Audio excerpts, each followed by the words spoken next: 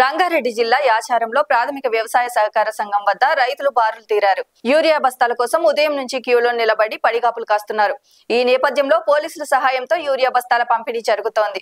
అయితే గత కొన్ని రోజులుగా సొసైటీ చుట్టూ తిరుగుతున్న యూరియా అందడం లేదని రైతులు ఆవేదన వ్యక్తం చేస్తున్నారు. రాబోయే వానాకాలం పంట కోసం ఎరువులు అందక ఇబ్బందులు ఎదుర్కొంటున్నామని రైతులు ఆగ్రహం వ్యక్తం చేశారు.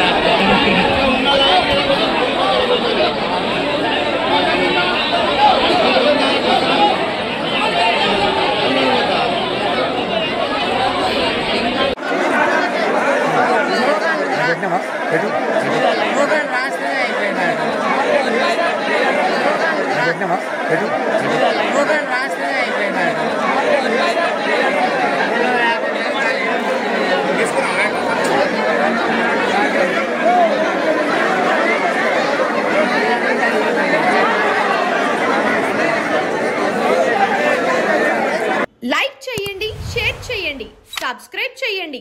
మరిన్ని వీడియోల కోసం బెల్ సింబల్ పై క్లిక్ చేయండి.